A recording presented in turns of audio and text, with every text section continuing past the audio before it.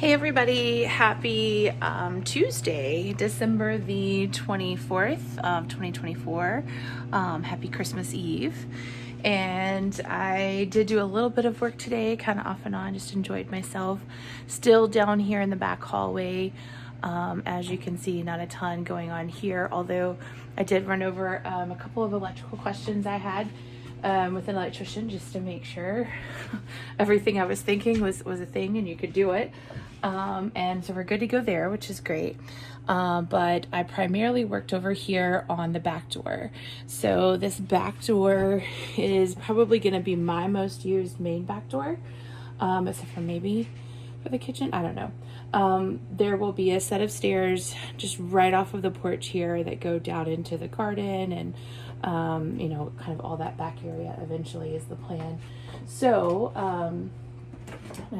my lights just cut on, so I'm not really sure what's going on. There is something going on at the railroad tracks for the last hour or so. They've been driving up and down with lights, and I don't know if it's malfunctioning because of an electrical storm or what, but anyways, so yeah, I have been framing this door in. So this door will be a 36-inch wide door as well as the one I'm standing in here.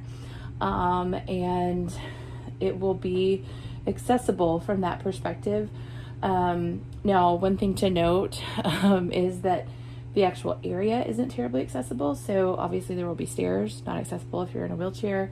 And then there's not enough turning radius as you get through the door. So the accessible door, if you will, would actually be here, where you would go out. It'd be wide enough, then you can rotate and do all the things you want to on the porch.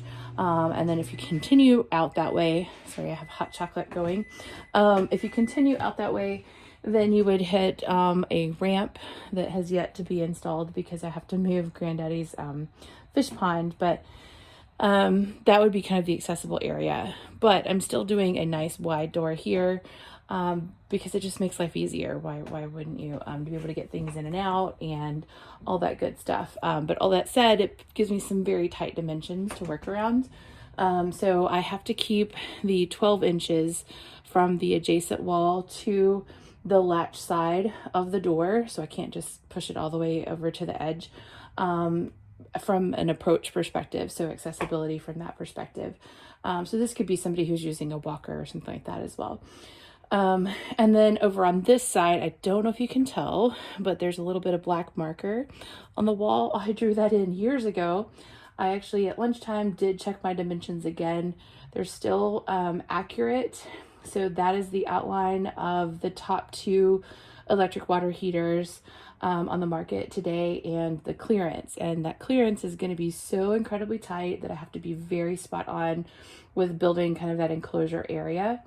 So that's fun, but that is the plan, at least, is that the hot water heater is going to go here, which I know is not maybe the most beautiful view for everybody, but for somebody who's had to work to get to this point, it's going to be gorgeous and glorious for me. And then we'll be able to enclose it. I did check both of those manufacturers do allow you to do that, and I'll have plenty of space to do that. So that is the plan, to have all of that done. This was quite a challenge, just getting the framing in. As you can see, there's going to be a transom. Super cool that transom actually, I wasn't planning on this, but I lined it up with, not this one, this is actually coming out and going back to the right dimensions, but lined it up with all of the other openings and transoms. There should be one in this location as well. So when I did the framing for it, I just went ahead and put in the header because this is a load bearing application. So when I did all of that, turns out it lines up perfectly with that ceiling. So pretty cool. I didn't know if that's originally how it was.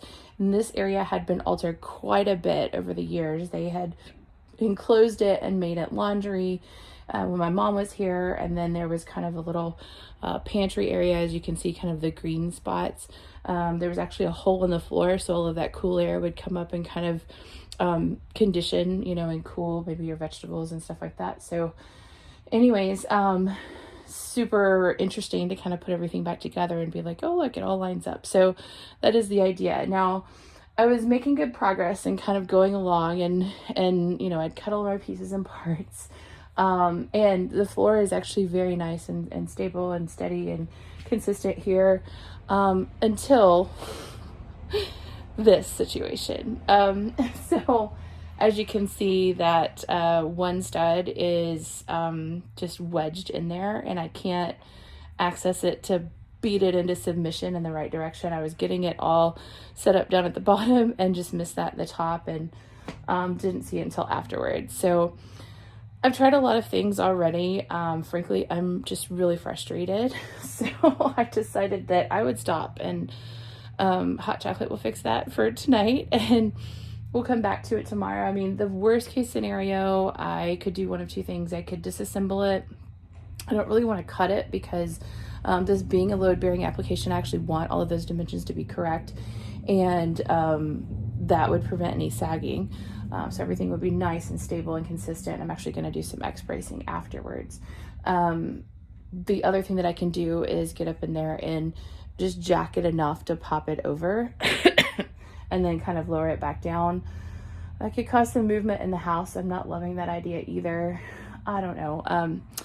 Anyways, I will sleep on it and maybe come up with something brilliant tonight. But for now, I'm just frustrated. It took me a good portion of the day, though, just to get some of the previous stuff out of here.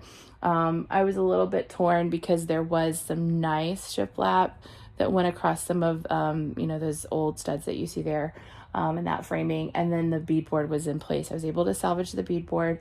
I was able to cut the shiplap neatly. Two of the pieces were shattered, and so there wasn't much I could do. One piece I'm going to be able to save and use for something else, but I really wanted it to laterally span all the way across because it gives me kind of a diaphragm shear strength situation. But I can go back with another piece of wood to do that. And it turns out, as I started to frame in the wall, this stud is actually straight, believe it or not, but that wall actually kind of goes in and out a little bit. So I checked and checked and checked, and I'm square and level with my new fresh stud, so that's good. But it actually will give me some space and ability to kind of shim things around it. So nothing's ever perfect when you're working with lumber anyways. I've been very blessed and fortunate so far. So that's just, one cockeyed. By the way, this header is not completely attached, as you can see there. So it's just kind of up there for me to see that, I cut everything correctly. But anyways, so that is my day, and I hope you guys are having a fantastic holiday as well. Take care, be safe, and have a Merry Christmas.